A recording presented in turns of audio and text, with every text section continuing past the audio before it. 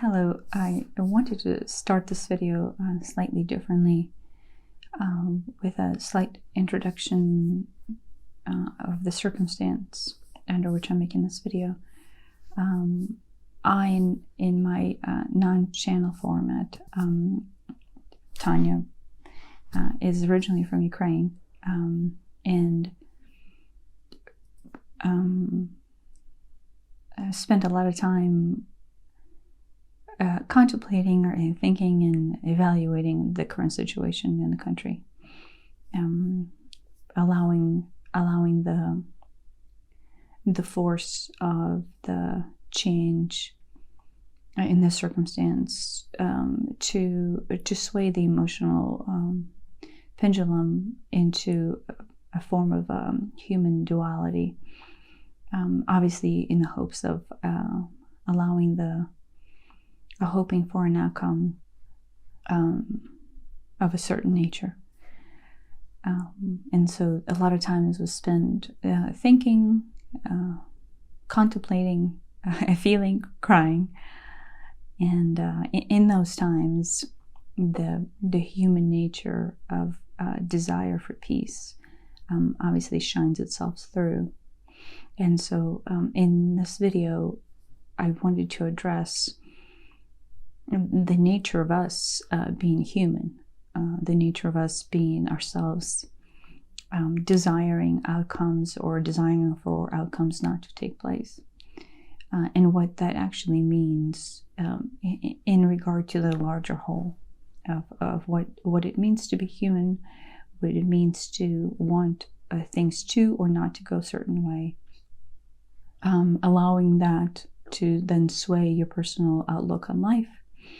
And then, in essence, what might be a better road to take instead of becoming stuck in the duality of your, personal outlooks and desires.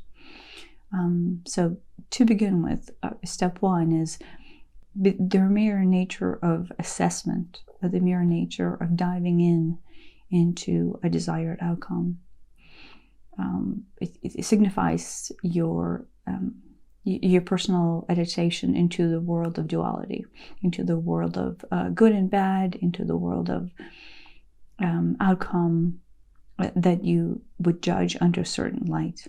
In that outcome, things could look good or things could look bad, and therefore, by the nature of them being on opposite scales of each other, you are functioning in duality.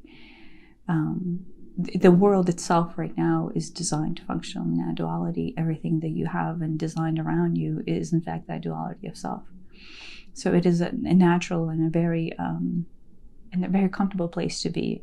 Tanya finds herself in that place many times, and through that, obviously, signifies the amazement of her human experience. So, in that same sense, the duality of the nature then takes you in further. When actions around you are not in your desired state of being, when actions around you are not in your optimal way of operating, then by the mere nature, then you go into the set of judgments and the set of feelings that present themselves to be unwanted. So you wanting an outcome out of a duality, it puts you in this pendulum of swaying. It puts you into a perspective where you're seeking, you're wanting, you're desiring something to be different. Nothing about it is out of line. Nothing about it is not something that is humans do not experience day to day, but in the most actual form of being, in the most conscious presence of self, the functionality of your being can and should function outside of duality.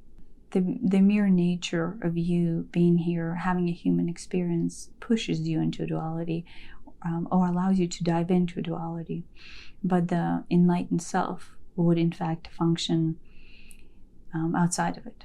And so the steps you would take, the outlook you would then take on, is to rise above judgment, rise above desire for an outcome of good or bad, rise above everything, even as low as the evaluation of what it means to be in duality, and simply be in the oneness of the whole. And so that is the place under which you should and would be evaluating the stance of the world as it is. The situation in Ukraine, as an example, or any other time of war or any other time of peace. Everything functions in the current flow. Everything functions in the way it should be. And so the only thing that you should desire or want or need out of an outcome is the evaluation of beauty that it has to offer. That being said, obviously, as a human being, everyone, including Tanya here, has a very hard time doing that. But if we step back, if we honestly step back and pause to see what is it that we're seeking, what is it that we're seeking out of the circumstance of self, you will find that you're seeking an outlook of an experience. You're seeking for something to be present or not to be present. But outside of it all, above it all, you're actually seeking an observation. You're seeking a way to look at something outside of good or bad and simply observe, be an observer. And so your essence in this form is to observe, to have an experience. And then, yes, you could choose to have an experience into duality. And then, many of us do, and many of us continue to do that. But in essence, what we should be choosing is an outlook on the fact that we're having an experience. So raising one step above, raising one step higher, and actually going into the situation where you're looking at any one scenario from the observer standpoint. What can you offer to the situation from the observer standpoint is understanding. You can offer understanding in the fact that this is something that you are able to observe, offer your outlook without judgment, and then continue to function outside of being swayed by the pendulum of good or bad. I would take it then further to say that you can look into that perspective and then also observe it and offer it grace. You can offer it grace by the simple nature of the fact that each human experience represents a vastness of love and a vastness of outcomes around it. Without judgment of a human nature, you can pause and allow the situation to unfold in front of your eyes as an outlook on a scenario. Does this mean, the question I guess is coming up is, does this mean an action? Does this observation mean an action? And no, this does not mean you sit back and you observe and you do not participate or you do not engage. It simply means you engage under the right circumstance. So you engage under the circumstance of offering grace and understanding, accepting the situation, accepting each individual being within the situation under the grace of knowing that everyone is here to have a human experience, and everyone's here in fact participating in the exact same thing.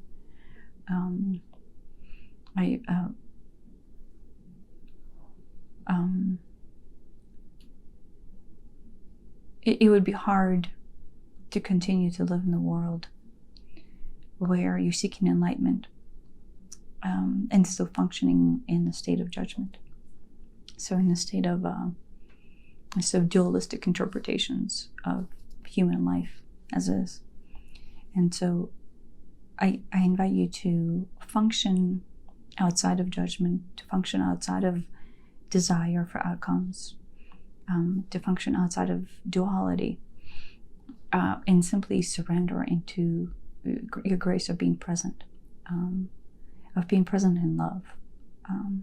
The love that you can offer by simply observing a situation and offer any outcome that might come out of it, your true love, will in fact change the situation itself into the love that it vibrates within itself.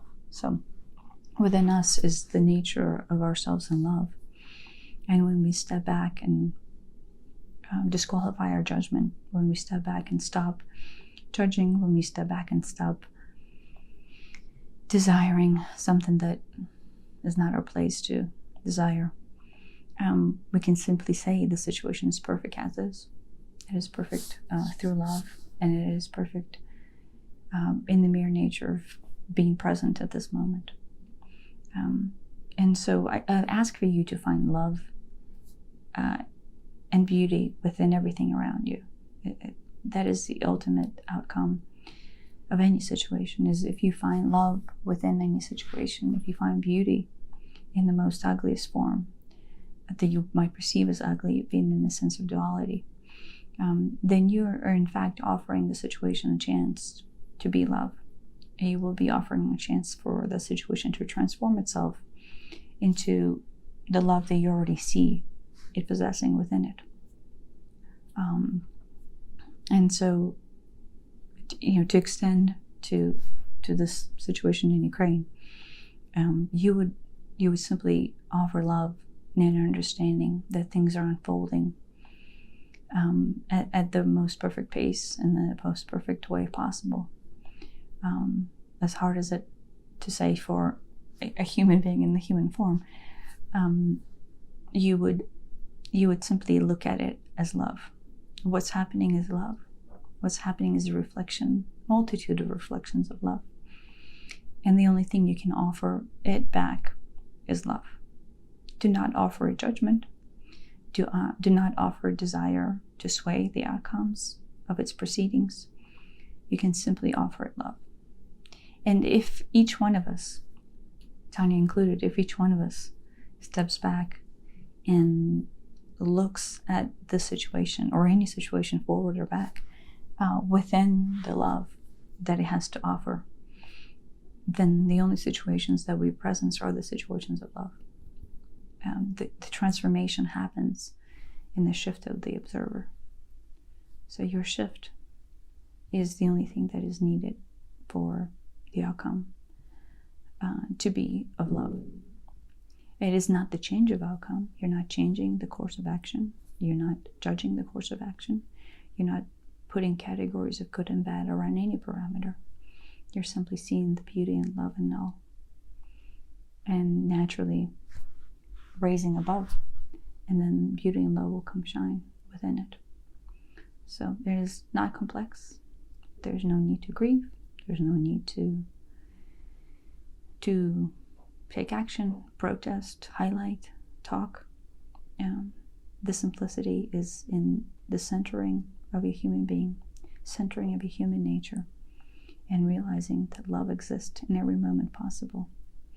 And in your recognition of that moment, you're able to offer it love, which will in fact highlight it within and let that moment shine through.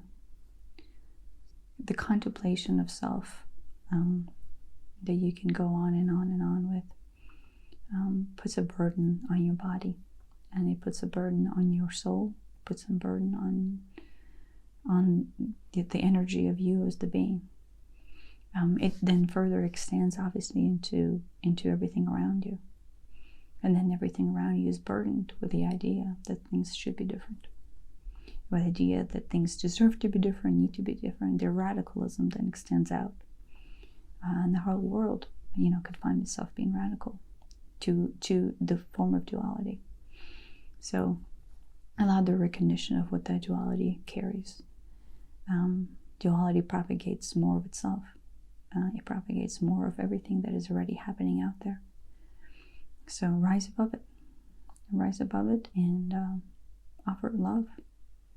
Offer it your love and beauty, the grace and understanding of what the situation represents, and the grace and understanding that you as a being, you as a divine soul, can make it all go away by simply loving it as is, without any question. So thank you, and I hope in some form it will resonate with you.